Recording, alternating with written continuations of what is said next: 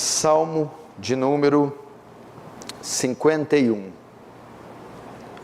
Está escrito: compadece-te de mim, ó Deus, segundo a tua benignidade, e segundo a multidão das tuas misericórdias, apaga as minhas transgressões. Lava-me completamente da minha iniquidade e purifica-me do meu pecado, pois eu conheço as minhas transgressões e o meu pecado está sempre diante de mim. Pequei contra ti somente, e fiz o que é mal perante os teus olhos, de maneira que serás tido por justo no teu falar e puro no teu julgar. Eu nasci na iniquidade, e em pecado me concebeu minha mãe. Eis que te comprazes na verdade no íntimo, e no recôndito me fazes conhecer a sabedoria. Purifica-me com esopo e ficarei limpo, lava-me e ficarei mais alvo que a neve. Faz-me ouvir o júbilo e a alegria, para que exultem os ossos que esmagaste. Esconde o rosto dos meus pecados e apaga todas as minhas iniquidades. Cria em mim, ó Deus, um coração puro, e renova dentro de mim um espírito inabalável. Não me repulses da tua presença, nem me retires o teu Santo Espírito. Restitui-me a alegria da tua salvação e sustenta-me com espírito voluntário. Então ensinarei aos transgressores os teus caminhos, e os pecadores se converterão a ti. Livra-me dos crimes de sangue, ó Deus, da minha salvação, e a minha língua exaltará a tua justiça. Abre, Senhor, os meus lábios, e a minha boca manifestará os teus louvores. Pois não te compraz em sacrifícios, do contrário eu os te daria. Não te agradas de holocaustos. Sacrifícios agradáveis a Deus são espírito quebrantado, coração compungido e contrito, não desprezará, ó Deus. Faz bem a Sião segundo a tua vontade, edifica os muros de Jerusalém. Então te agradará de sacrifício de justiça, dos holocaustos e das ofertas queimadas, e sobre o teu altar se oferecerão novilhos. Deixa aberto aí, não feche apenas os olhos para mais uma oração.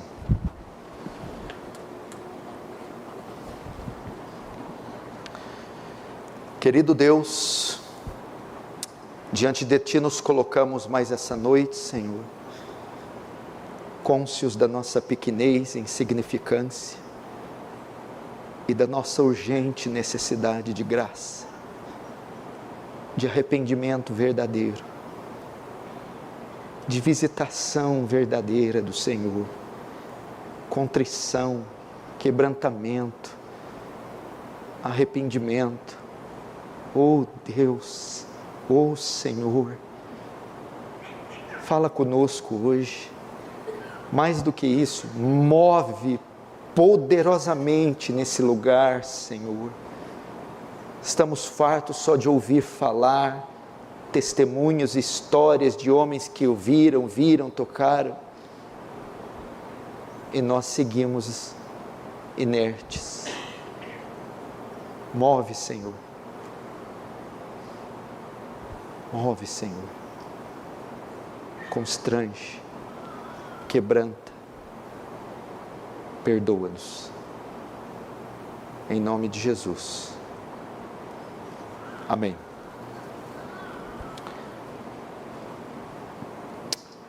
Irmãos, eu vou fazer algumas pregações primeiro, antes de começarmos a série de exposições na carta aos Coríntios. E hoje eu gostaria da atenção sua, eu gostaria que você me ouvisse com um espírito bem solene, bem quebrantado, um coração bem contrito, sensível, reverente. Tente se concentrar, tente não se distrair por coisa alguma. Você sabe que a vida cristã, ela é marcada por contrastes. Uma hora estamos felizes, outra hora estamos tristes. Uma hora o que sai do nosso louvor é júbilo. Uma hora o que sai dos nossos lábios é júbilo, louvor, gozo. Outras horas é lamento, confissão, arrependimento. Existem outras ocasiões que nós estamos no mesmo momento, felizes e tristes. Rimos e choramos, A vida cristã é assim. Mateus capítulo 5, Jesus fala: bem-aventurados os que choram. A palavra bem-aventurado quer dizer felizes. Felizes os que choram. Felizes os infelizes. Ao mesmo tempo que choramos, somos felizes. Portanto, a vida cristã não é marcada só com júbilo, gozo, alegria, euforia. Ela é marcada. Estávamos cantando aqui, louvando aqui, adorando, cheio de gozo e júbilo. Mas na hora da leitura da liturgia, nós confessamos nossos pecados. Nós nos entristecemos porque nós falhamos com Deus. E por essa razão, eu quero falar hoje, não do júbilo, do gozo, mas do quebrantamento, do arrependimento verdadeiro. A Confissão de Fé de Westminster define arrependimento como: o arrependimento para a vida é uma graça evangélica cuja doutrina deve ser tão pregada por todo ministro do Evangelho como a fé em Cristo. Acreditamos que o arrependimento e a fé são deveres sagrados e eles não podem ser separados. Preste muita atenção nisso. Quanto mais cristã é uma igreja, e quanto mais maduros são os irmãos, são os cristãos, mais sensíveis eles são aos seus pecados. Mais contrita essa igreja será, mais quebrantada essa igreja será. John MacArthur conta um episódio que ele foi até uma igreja e o culto estava sendo iniciado. E o pastor, para começar o culto, o pastor principal, começa o culto orando. E as suas primeiras palavras na oração foram essas: ó Senhor, negamos qualquer coisa que seja negativa, negamos qualquer coisa que tire nossa alegria, tudo que queremos é alegria. Após a oração, MacArthur conta que foi uma das coisas mais infantis e rasas que ele já ouviu com relação à fé cristã. Porque a verdadeira vida cristã é marcada por tristeza e quebrantamento pelos nossos pecados. Queridos irmãos, preste atenção, não existe vida cristã madura sem a tristeza pelo pecado, sem a confissão de pecados, sem falar sobre pecados. Não existe vida cristã madura sem contrição, confissão, lamento, contemplação, arrependimento. Isso é uma das marcas de uma igreja madura e cheia do Espírito Santo. Eu vou para o Pai, quando eu for, o Consolador virá, e quando Ele vier, convencerá o homem do pecado. Infelizmente, existe hoje dezenas e centenas de igrejas que nunca levam as pessoas ao arrependimento, à confissão verdadeira. E hoje eu quero tratar isso com vocês, o verdadeiro arrependimento, a verdadeira confissão de pecados. Nesse sentido, o Salmo 51 nos dá quase como nenhum outro salmo uma amostra poderosa do verdadeiro arrependimento dos pecados, da verdadeira confissão dos pecados. O Salmo 51 também é o reflexo, o retrato de um coração de um verdadeiro salvo, de um verdadeiro convertido, de um santo genuíno, no seu grau mais elevado. Está aqui, na confissão solene, contrita, quebrantada, do rei Davi. Esse salmo mostra a culpa profunda que um homem está sentindo. Este salmo mostra um coração cheio de angústia penetrante, agonizante, aguda pelo seu pecado. Esse salmo foi escrito com dor, ansiedade, profundo arrependimento, e que revela a verdadeira confissão. Davi, você sabe que era um homem segundo o coração de Deus, isso não pode se negar. Davi era um homem tremendo, um homem que amava Deus como ninguém, um homem que andava com Deus, um homem que compôs os mais belos hinos, os mais belos salmos, era o poeta de Israel, era o grande pastor de Israel, era o grande rei de Israel, o único homem na Bíblia, o único homem na história que recebeu o título de homem segundo o coração de Deus, um homem que enfrentou Golias quando uma nação inteira fugiu, um homem que era benquisto até dos seus inimigos, da guarda pessoal de Saul, um homem que era disputado por mulheres, um homem que venceu ursos e leões. Esse era Davi, um homem de oração, um homem que amava Deus com paixão a ponto de escrever: a quem tenho eu no céu além de ti, e não há na terra que eu queira mais, não há ninguém na terra que eu queira mais do que a ti. Esse era Davi, esse grande monarca, mas também era um homem sujeito à queda, um homem sujeito ao pecado, a resvalar seu pé, a cair. E vocês conhecem o pano de fundo desse salmo. Davi escreveu esse salmo em razão do seu gravíssimo pecado em deitar com mulher casada, Batseba. Ele a cobiça, ele a possui, ele se deita com ela, cometendo um pecado bárbaro que, segundo a lei, era um pecado capital que tinha que ser punido com apedrejamento. Davi engravida a moça e não vê como se desvencilhar da situação. Manda o marido para frente da batalha e arma um plano para assassinar e tirar a vida do marido, do jovem Urias. Então Davi comete esses dois crimes bárbaros, o adultério e o assassinato. Então vem depois de 9 meses, o seu pecado é descoberto, revelado pelo profeta Natã. Então, após ser descoberto, Davi foi profundamente tomado de convicção do pecado.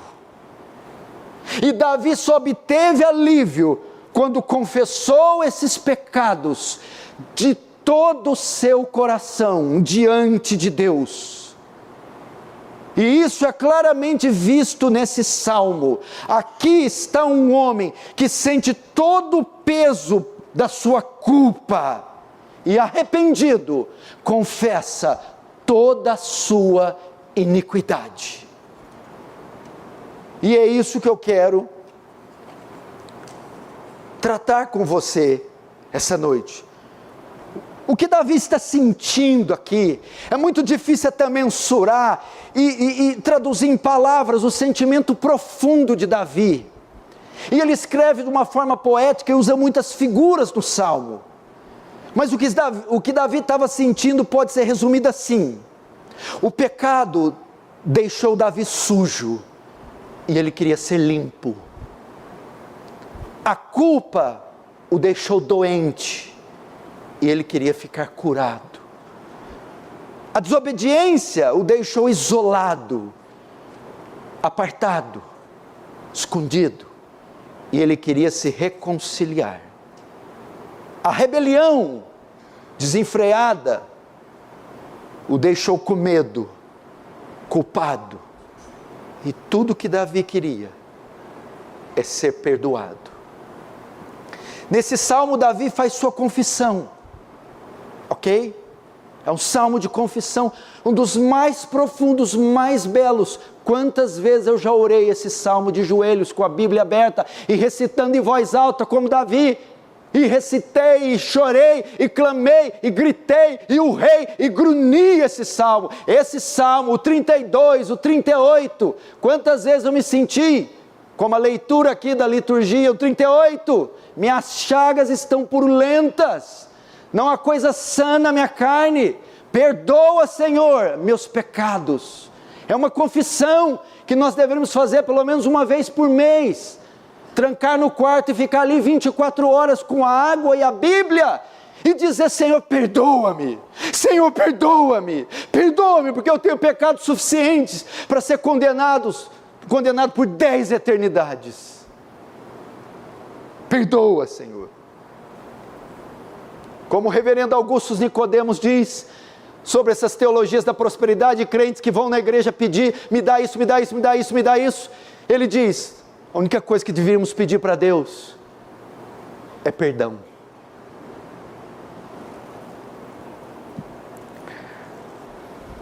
Nesse salmo, Davi faz sua confissão, e nessa confissão temos os traços do verdadeiro arrependimento. Aqui, ele nos ensina 3 lições, e é o que veremos. A primeira: veja seu pecado como ele é. A segunda: veja Deus como ele é. E a terceira: veja a si mesmo como você é.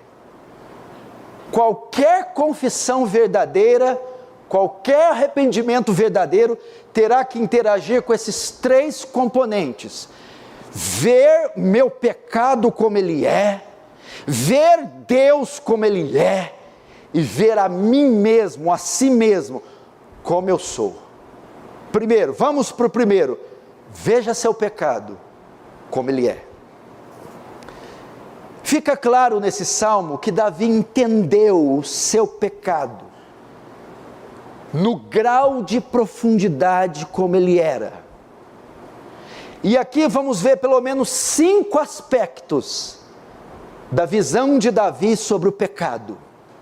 O primeiro aspecto: Davi sabia que o seu pecado merecia julgamento, punição, juízo. Essa é a primeira marca do homem e da mulher verdadeiramente arrependidos. Ele sabia que o seu pecado merecia punição. Veja o verso 4. Pequei contra ti somente fiz o que é mal perante teus olhos, de maneira que será tido por justo no teu falar e puro no teu julgar.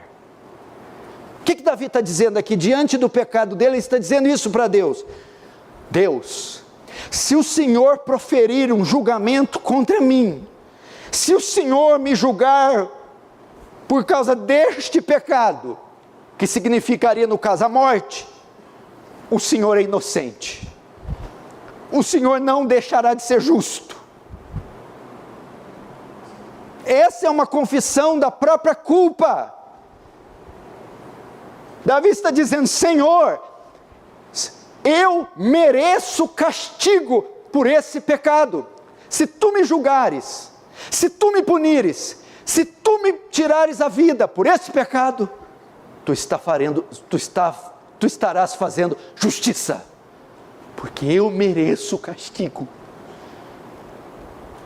É a mesma reação do ladrão da cruz, que está crucificado com Jesus. O da direita pragueja e ofende Jesus, o outro repreende e diz: não temes a Deus, tu estando na mesma condenação? Nosso castigo é justo, mas esse homem nada fez. Nosso castigo é justo, eu mereço estar na cruz, eu mereço ser punido, porque eu sou um ladrão, eu sou um assassino. Davi sabia: eu sou um assassino, eu sou um adúltero. Se tu me julgas, tu estás correto, eu mereço a punição.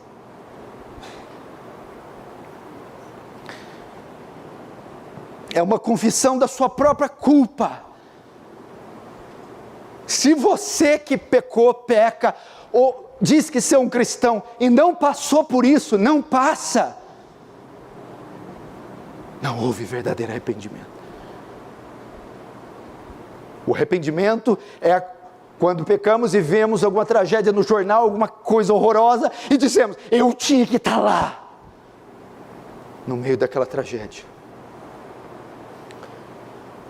Número 2, só podemos apelar à misericórdia.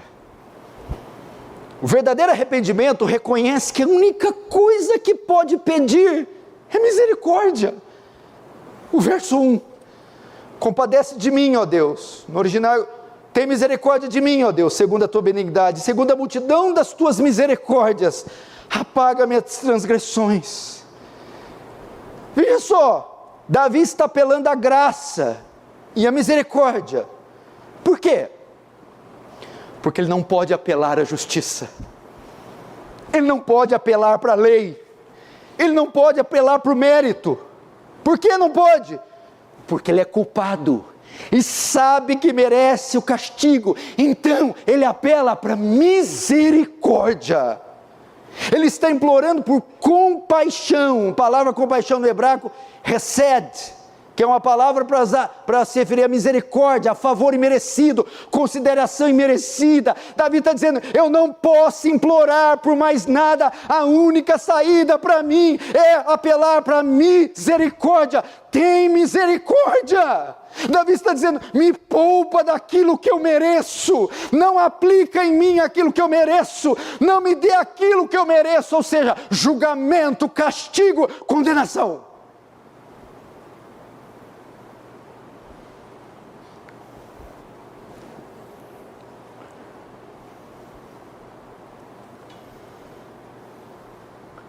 O verdadeiro arrependimento entende que não pode apelar para outra coisa, só para misericórdia. É a parábola do publicano e do fariseu. O fariseu ora, ó Senhor, eu não sou como esse fariseu, dou o dízimo de tudo que eu ganho e oro 2 vezes por dia. Aí a Bíblia diz que em Lucas 8:13, o publicano estando em pé de longe, nem ousava ainda levantar seus olhos para o céu, mas batia no peito dizendo, ó Deus, tem misericórdia de mim, pecador. O verdadeiro arrependido não chega diante de Deus com mérito, não chega exigindo, se impondo, não chega. Ele chega, por favor, não me mate, porque eu sou um imundo, um pecador. Tem misericórdia. Tem misericórdia. O verdadeiro arrependimento passa por isso. Quando nós estamos precisando disso, meu irmão, quando nós estamos precisando que a nossa pele, músculos, nervos, até os ossos sejam consumidos disso. Eu mereço castigo. Você tinha que estar aqui pensando assim, tudo que eu já fiz nessa vida, tudo que eu sou e fui, eu estar aqui, vivo, assistindo esse culto, meu Deus, é um puro ato de misericórdia, porque eu não merecia. Eu merecia não só estar morto, estrupiado, esquartejado, mas merecia estar ardendo no inferno. Terceiro, na sua visão sobre o pecado, o arrependimento verdadeiro consiste em compreender sua real culpa, ou sua culpa real. O verso 1 está escrito, presta atenção, o arrependimento verdadeiro consiste em compreender sua culpa real. Verso 1 está escrito, apaga as minhas transgressões. Reparou nos pronomes pessoais que são usados? Meu e minha. O verso 2, Davi diz, lava-me completamente da minha iniquidade e purifica-me do meu pecado. Verso 3 ele diz, porque eu conheço as minhas transgressões e o meu pecado está diante de mim. Pronome pessoal, você viu a quantidade de vezes? Meu, minha. Com isso Davi está querendo dizer o quê? É o reconhecimento da sua culpa pessoal. Ele reconhece sua culpa e ele sabe que ela é real. Ele sabe que ele é culpado e mais ninguém. Ele não tem dúvida quanto à sua culpa. Ele não tem dúvida quanto ao seu pecado. Ele o reconhece com todo o seu ser. E ele não só usa esses pronomes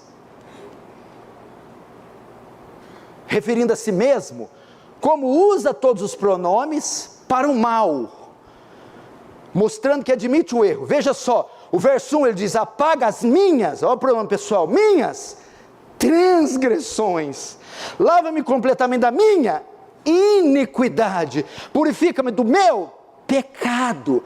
No verso 2, agora no verso 3, porque eu conheço as minhas transgressões, e o meu pecado está sempre diante de mim. Junto com o pronome pessoal, Davi usa as 3 palavras mais usadas para o mal na Escritura: transgressão, iniquidade e pecado. Todas elas demonstrando que ele reconhece sua esmagadora culpa de pecado em todas as suas definições. Eu transgredi, eu fui iníquo, eu pequei. Irmãos, essa aqui é uma evidência do verdadeiro arrependimento. É como o filho pródigo que pediu os bens para o pai, gastou rebeldemente, prodigamente, vivendo em devassidão, e agora lá morando com os porcos, ele disse: voltar-me-ei para a casa do meu pai e direi: pai, eu pequei, fui eu que pequei, somente eu, e nada além, ninguém além de mim, sou culpado.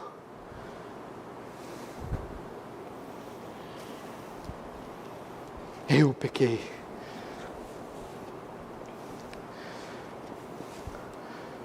Quarto, ainda um quarto elemento na sua visão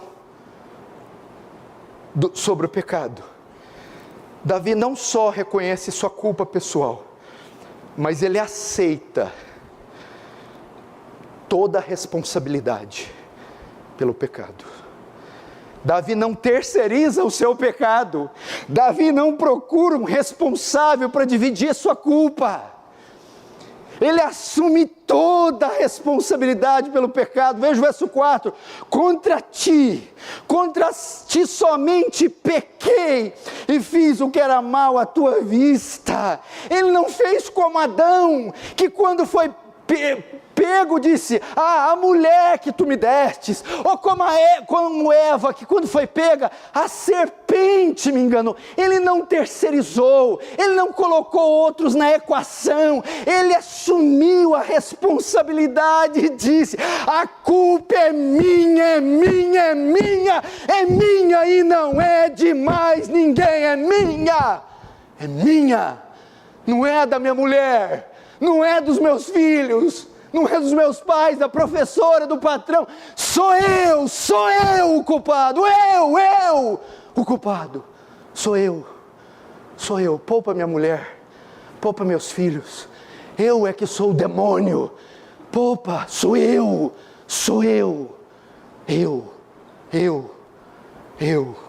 e mais ninguém.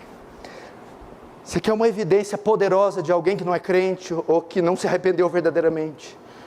Eu pequei, porém, mas entenda, esquece. Mulher que o Senhor me deu, mas também você não conhece lá.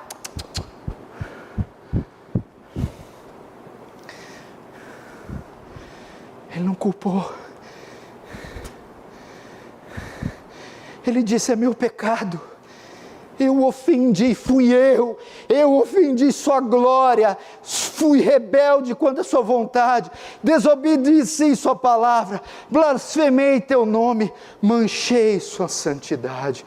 Por essa razão, verso 4, o Senhor será irrepreensível se me julgar e me condenar. Quinto, nós vamos ver 5 aspectos da visão dele sobre o pecado. Ele entende que isso é parte da sua natureza. O verdadeiro arrependimento não vê bondade intrínseca em si, não vê bondade inerente. O verdadeiro arrependimento sabe: isso aqui não é um acidente, eu sou mau. É isso que ele quer dizer. Veja o verso 5: eis que iniquidade fui formado, e em pecado me concebeu sua mãe. Aqui não quer dizer que ele era um filho ilegítimo, como muitos falam, que essa confissão é para dizer que ele era fruto de uma relação adúltera, não tem nada a ver. O que essa declaração significa é que Davi entende que desde sua concepção era um pecador. Davi está dizendo: eu reconheço que não há bondade inerente em mim, não há bondade, minha essência é má, eu sou constituído de iniquidade, tecido, tramado, confeccionado em iniquidade. Davi não está dizendo que o pecado com Batseba e Urias foi um acidente e que no fundo ele era uma boa pessoa. Não, ele está dizendo com toda honestidade: este realmente sou eu.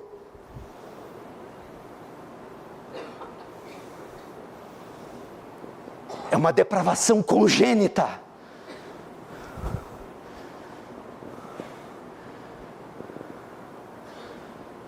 Ô irmão, o que aconteceu? Você fez aquilo lá, mas foi um lapso. Não, pastor, esse sou eu. Nossa, irmã, você é tão quietinha, falaram de mim, de você para mim, mas você sabe, é claro, a gente conhece seu testemunho, claro que eu duvidei. Não, essa sou eu, maligna. Isso só foi um tentáculo do que está dentro de mim. E assim, eu encontro vez ou outra uma mulher, um homem, uma pessoa que vai confessar, e às vezes chega e pastor, o senhor não tem ideia o que passa no meu coração, pastor, quão má eu sou, o quão mal eu sou. Isso é só a ponta do iceberg. Está aí uma pessoa verdadeiramente arrependida. É uma depravação congênita. Jó 14:4, quem da imundícia poderá tirar coisa pura? Jó 9, 30 e 31, mesmo que eu me lave com sabão e limpe as mãos com soda, 31, tu me lançarás num poço de lodo, e até minhas roupas terão nojo de mim. Jeremias 17, 9, enganoso é o coração mais que todas as coisas, e desesperadamente corrupto. Isso é o que eu sou. Gênesis 8, 21, o seu coração é inteiramente inclinado para o mal, desde a infância.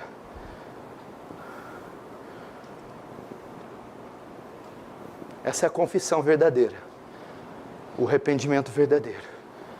Batseba, Urias, adultério, furto, roubo, inveja, não foi um acidente, é o meu coração. Eu sou mau, eu sou ruim. Agora vamos para o segundo ponto do verdadeiro arrependimento. A primeira, visão do pecado. A segunda, segundo ponto, visão de Deus. Davi agora passa da sua visão para o pecado, sua visão para a sua visão de Deus. Davi entende, veja só, o verdadeiro arrependimento entende que Deus deseja santidade interior, pureza interior, arrependimento interior, confissão interior, não somente externa. Olha o verso 6, eis que amas a verdade, verdade aqui é honestidade, integridade e justiça, eis que ama a verdade no mais íntimo, e na parte oculta, ou seja, no mais íntimo e na parte oculta, me fazes conhecer a sabedoria. O que é isso aqui? Presta atenção, gente, presta atenção, irmãos. O arrependimento verdadeiro, ele leva em conta Deus. Eu posso ter expressões espasmódicas, estéticas diante da mulher, dos filhos. Caim teve, Saul teve, rasgando até a veste de Samuel. Mas o verdadeiro arrependimento leva em conta os olhos de Deus, a mente de Deus. Ele está dizendo aqui, Senhor, tu amas a verdade no íntimo. É ao Senhor que eu devo contas. É aos seus olhos insondáveis, oniscientes que eu devo contas. Não era só confessar a mulher, não era só resolver com a igreja, não era só resolver com o marido, com o patrão, não é só voltar a tomar ceia. Não, esse negócio tem que me consumir por dentro, tem que ser legítimo. Não adianta só um acordo para receber benefício, não adianta só um contrato para fazer as pazes. Eu preciso, isso tem que ser gerado no meu íntimo. O Senhor deseja que eu limpe o meu interior.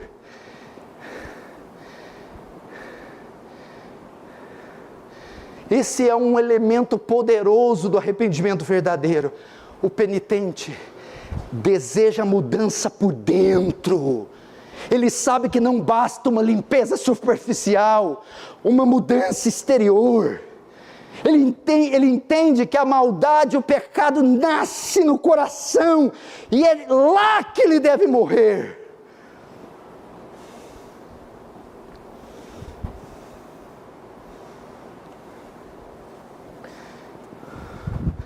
O verdadeiro arrependimento, escute, é admitir que nós estamos diante de um Deus santo, que tem olhos perscrutadores, que julga foro íntimo, e que não se contentará com uma mudança meramente externa ou superficial. Lembra quando Samuel foi ungir os filhos de Jessé e vê Eliabe? Está aí o rei. Deus vai se apropriar deste homem como rei. Então vem Deus e diz para Samuel: não, Samuel, não é ele, eu tenho rejeitado. Não repare para a altura, não repare para a aparência, nem a altura da estatura. Porque eu, Deus, não vejo como os homens. O homem vê o que está no exterior, Deus vê o que está no coração. Não adianta só uma mudança externa. O que Jesus diz? Ai de vós, fariseus, limpai o exterior do copo e do prato, mas deixai o interior imundo. Fariseu hipócrita, limpa primeiro o interior e depois o exterior será limpo.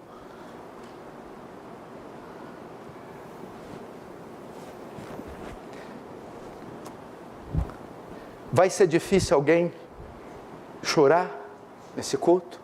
Não. Cantar? Não. Se eu chamar a frente para ajoelhar? Não. Fazer uma encenação com a esposa? Não. O arrependimento verdadeiro, ele leva em conta a santidade de Deus, ele leva em conta o que Deus pensa. Você vai no banheiro, Deus está no banheiro. Você digita no celular, Deus está no celular. Deus sabe o CPU todo, o histórico todo. Deus sabe o que está aqui gravado nos seus 1 bilhão de neurônios, de células nervosas do seu cérebro. Deus sabe, Deus vê. E o verdadeiro arrependimento, ele quer alcançar esses olhos perscrutadores e dizer: me perdoa diante dos teus olhos. É eles que eu quero convencer. Eles são o alvo do meu arrependimento. Em segundo lugar, Davi reconhece não só a santidade de Deus, mas também o poder de Deus. Verso 7 diz assim: purifica-me com sopo e ficarei limpo, lava-me e ficarei mais alvo que a neve.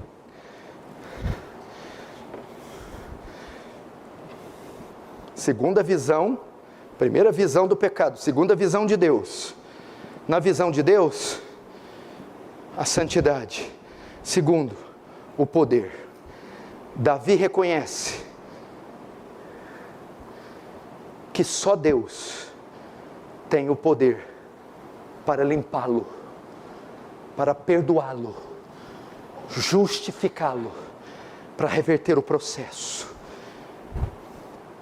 Qual que é a ideia do verdadeiro arrependimento? Deixa eu tentar explicar isso aqui, ele é muito importante, mas eu talvez não consiga explicar. O pecado é algo tão vil, tão grave, tão asqueroso, que ele não se resolve com uma conversa. Não é um acordo que resolve ele. Você não tira a mancha, o etíope não muda a mancha com alguma forma natural, o leopardo não perde as pintas. Você não pode resolver com essa cara lavada, falando para a mulher, mulher, foi mal, pastor, agora vamos voltar. Não, Davi reconhece, o negócio é tão profundo, tão extenso, só Deus pode reverter isso, só Deus pode me curar, só Deus pode me perdoar, eu não tenho nenhuma outra chance. Então ele não se conforma com meros acordos. Está tudo bem com o pastor, está tudo bem com a esposa, está tudo bem com a igreja, com o trabalho. Não. Se eu não conseguir o perdão do céu, eu não consegui nada. Só Deus para reverter esse quadro. Se o Senhor me lavar, então eu ficarei limpo. Se o Senhor me purificar, só assim ficarei puro. O que Davi está dizendo é isto, Senhor, não está em mim, está em Ti. Só Tu tens o poder de fazer tal coisa, eu não. A ideia de Davi é que eu não posso me erguer sozinho, eu não posso me lavar sozinho, eu não posso me salvar sozinho, eu não posso me perdoar sozinho, eu não posso resolver isso, é só Deus. Só Deus, igreja! Só Deus, igreja! Só Deus! Só Deus pode salvar um pecador. Só Deus pode limpar um pecador. Salmo 130, verso 3. Se observares sem iniquidade, quem subsistirá? Quem? Lucas 23, 42. Senhor, lembra-te de mim quando vieres no teu reino. Só o Senhor. Isaías 1, 18. Vinde, arrazoemos, ainda que os nossos pecados sejam vermelhos como a escarlata, se tornarão brancos como a neve. Quando ele diz purifica-me com isopo era um arbusto usado para aplicar sangue e água em cerimônias de purificação. Davi recorre a essa figura porque ele está dizendo: Senhor, purifica-me cerimonialmente, purifica-me, estou imundo.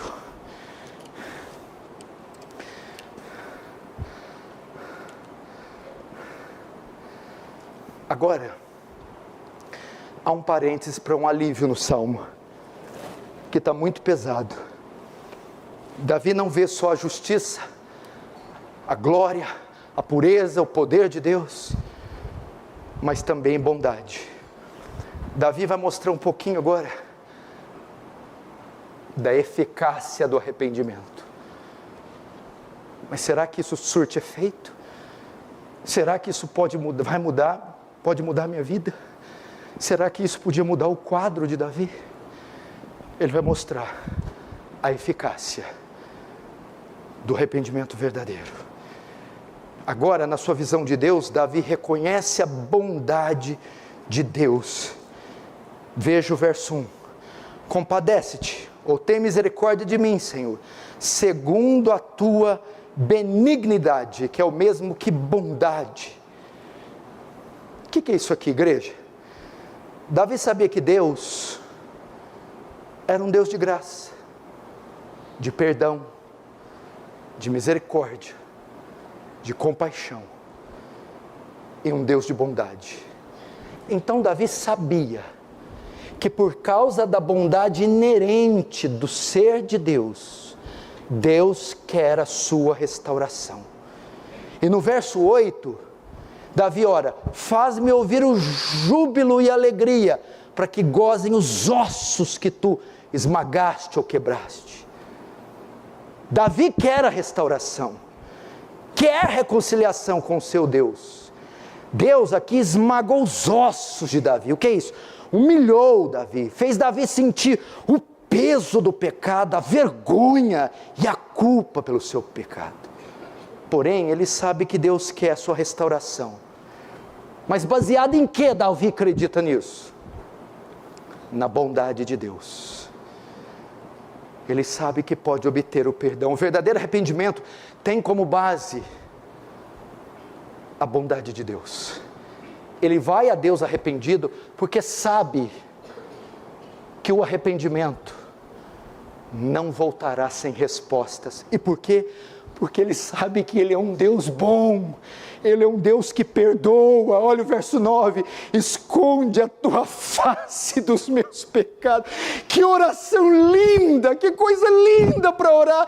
Senhor, esconde a tua face, tampa seu rosto dos meus pecados, esconde o seu rosto, vira para lá, Senhor, e apaga todas as minhas iniquidades. Não é assim quando você faz algo, você não quer, vira o rosto para lá. Esconde, Senhor, da tua face os meus pecados. Tira-os da sua memória, limpa-os da história.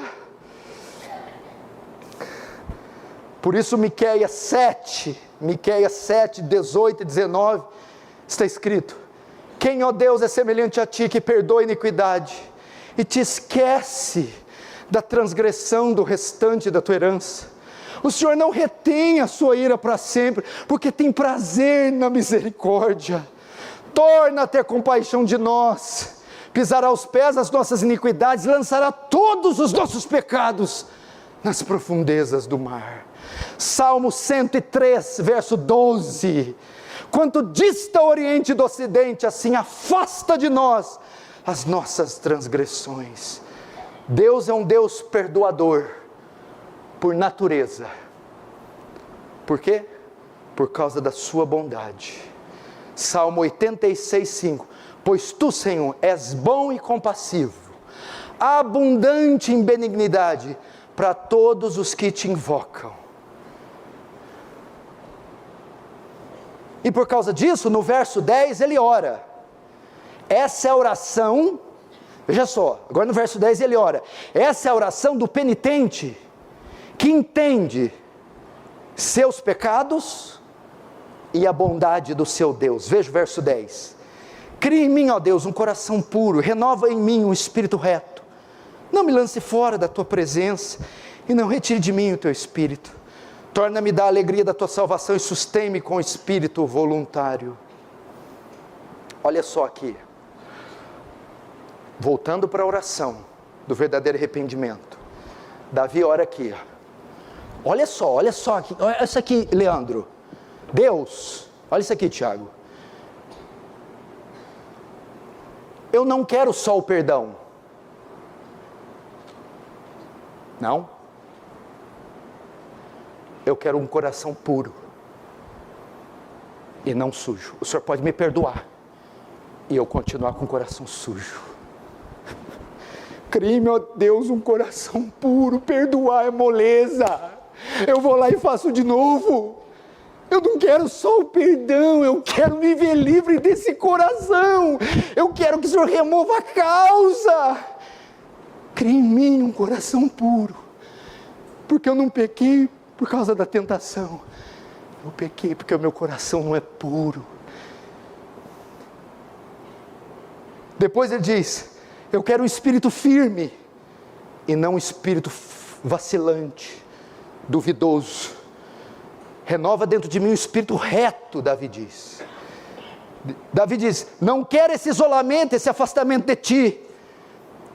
Quero estar em tua presença para sempre, não me lance fora da tua presença, verso 11.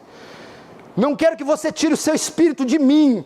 Aqui não é o espírito salvador, nem um salvo perde o Espírito Santo, é impossível. O Espírito aqui tem a conotação de unção. Rei, sacerdote, profeta eram ungidos, é a unção de rei. Ele está querendo dizer, não me retire o Espírito de mim, eu quero ser útil, não me tome a coroa, o cetro, a unção que o Senhor me deu para te servir, eu quero ser um rei útil. Que mais?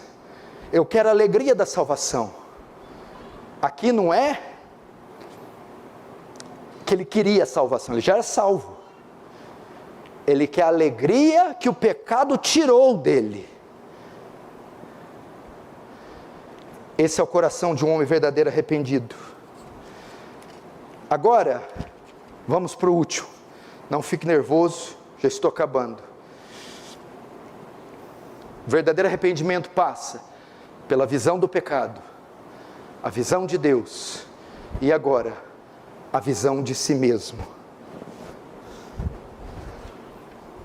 Olhando agora para a sua própria vida, o que acontece? Se eu, como crente, lidar com o pecado da maneira certa, se eu entender Deus da maneira certa, ainda terei que olhar para mim, para dentro de mim, da maneira certa, e Davi fez isso. Então devemos fazer a seguinte pergunta: o que o perdão faria por mim? Como ele me afetaria? Como ele me mudaria? Como o arrependimento verdadeiro, seguido do perdão, impactaria a mim e aos outros que estão à minha volta? Davi então começa mostrando o impacto do verdadeiro arrependimento e do perdão sobre os pecadores. Verso 13: então ensinarei aos transgressores os teus caminhos, e os pecadores a ti se converterão. Presta atenção, Davi dizia, sendo perdoado, lavado, isso afetaria os pecadores. E o verso 13, o que é isso aqui? Você quer ter um testemunho poderoso? Você quer ter uma vida relevante na sociedade? Você quer ter um padrão de vida que atrai pessoas à salvação? Então você tem que ter uma vida purificada, lavada, santa, isenta da imundícia. Você quer impactar a sociedade caída na qual você está inserida, amigos, parentes, ímpios? Pureza, seja santo. Lembra de Isaías 6? Antes de Isaías ser enviado, o que teve que acontecer? Um anjo tirou uma brasa do altar com uma tenaz e colocou na boca, e Isaías teve os lábios purificados. Isaías 6:7, com a brasa tocou minha boca e disse, eis que ela tocou seus lábios, e a tua iniquidade fora tirada e perdoado o teu pecado. Verso 8, depois disso, depois do que? Da purificação, ouvi a voz do Senhor que dizia, a quem enviarei? Quem há de ir por nós? Disse eu, eis-me aqui, envia-me a mim. Só um homem limpo, só uma mulher limpa, só um jovem limpo pode impactar a sociedade ao seu redor. Verso 14, livra-me dos crimes de sangue, ó Deus, da minha salvação, e a minha língua louvará altamente a tua justiça. Abre, Senhor, os meus lábios, e a minha boca entoará o teu louvor. Liberta-me dessa culpa, e os pecadores a ti se converterão. Agora há uma segunda consideração que ele faz ao olhar para si mesmo. A primeira, o impacto quanto aos pecadores. Agora não tem a ver mais com os pecadores, mas com Deus. Verso 16, pois não deseja sacrifício, não te daria, não se deleita de holocaustos. Os sacrifícios para o Senhor são espírito quebrantado. Um coração quebrantado e contrito não desprezará a Deus. Presta atenção, o que Davi estava dizendo aqui? Deus, Deus, eu quero uma vida que te agrade, eu quero uma vida que agrade a Deus, que a minha vida conduza pecadores à salvação, sim, mas que a minha vida também exalte ao Senhor, que o Senhor seja, que a minha vida, a ideia é assim, quando Jesus foi batizar, ele ouviu uma voz do céu que dizia, esse é meu filho amado em quem me comprazo. Traduzindo, esse é meu filho que me dá prazer, Esse é meu filho que me dá alegria. E Davi queria o perdão, porque ele queria que Deus tivesse prazer nele. Esse é meu filho Davi, no qual eu tenho prazer. Esse é meu filho Davi que me dá alegria. E como isso é possível? Uma vida limpa, pura e não imunda. Como alcançar isso? Como estar lá no trabalho, trabalhando, e Deus olhar lá de cima e dizer: a vida desse homem me dá alegria. Como conseguir isso lá na escola, na sala de aula, com alunos e professores, e Deus olhar: esse menino, essa moça, é meu prazer. Como na rotina de casa, com roupa, coisas, casa, comida, essa dona de casa é meu prazer. Como? Com verdadeiro arrependimento, a vida limpa, com quebrantamento, com contrição. Por fim,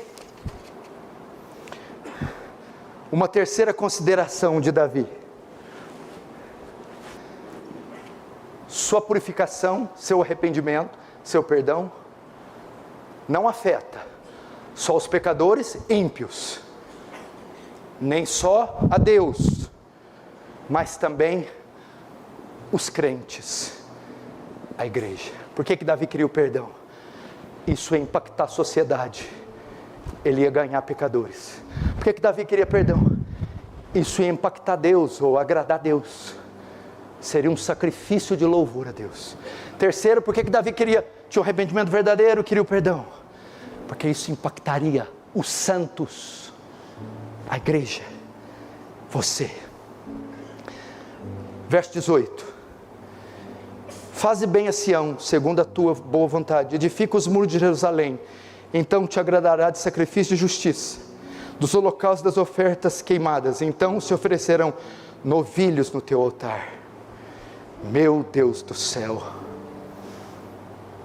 Davi entende que se sua vida não estiver bem, ele não será útil para o povo de Deus. Ele não vai ser um bom ministro, um bom cantor, um bom pregador, um bom teólogo, um bom missionário, um bom diácono. Salmo 66, 18 diz assim: se eu considerar a iniquidade do meu coração, o Senhor não me ouvirá. Eu não poderei interceder para o povo de Deus se eu estiver com mãos imundas.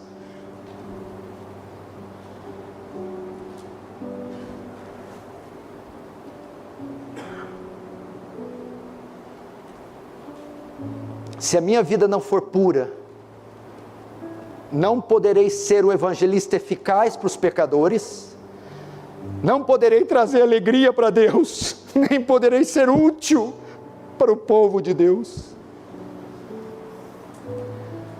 Por isso que temos igrejas mortas, por isso que temos congregações passando fome, porque ministros em pecado, gente despreparada, envolvida em escândalos, imundícias, como podem interceder para o povo, pregar para o povo, aconselhar o povo, impor as mãos no povo? E Davi sabia: não posso ser útil para o povo sem o arrependimento e o perdão. O que está em jogo aqui? Sua utilidade para os perdidos, sua utilidade para a igreja, sua utilidade para Deus. Essa é a oração de um homem arrependido. Esses são e foram os sinais do verdadeiro arrependimento. Meninos, olhem para mim. Eu não sei o que Deus é capaz de fazer com essa igreja, se vocês entenderem pelo menos esse sermão, pelo menos o de hoje. Eu não sei o impacto que vocês podem provocar na sala de aula de vocês, na hora do recreio, na repartição da empresa que vocês estão, entre a sua família, na sua vizinhança. John Wesley dizia: me dê 100 homens santos, que não temam nada, senão o pecado, que eu mudo o mundo. 100 homens santos, que não tenham medo de nada, exceto do pecado, eu mudo o mundo. Mudo o mundo. Robert Moore McCheyne dizia: um homem santo é uma arma poderosa nas mãos de Deus. como nós vamos começando? Como nós vamos começar? Com os joelhos, com confissão, regando esse chão e regando esses bancos com lágrimas, dizendo: eu não saio daqui enquanto não resolver a minha situação. Eu não saio, eu não vou embora. Eu já cansei de ouvir culto atrás de culto, eu cansei de ver o Senhor aí nesse púlpito, o Senhor aí retesando o rosto, mas dessa vez não vai ser em vão, pastor. Fecha os olhos, vamos orar agora. Fecha os olhos. Hoje é uma noite de limpeza, hoje é a noite da asepsia da alma, é uma noite de expurgo. Confessei-te o meu pecado, e o meu pecado não te ocultei. Enquanto me calei, meus ossos se envelheceram pelos meus constantes gemidos, porque a tua mão pesava sobre mim.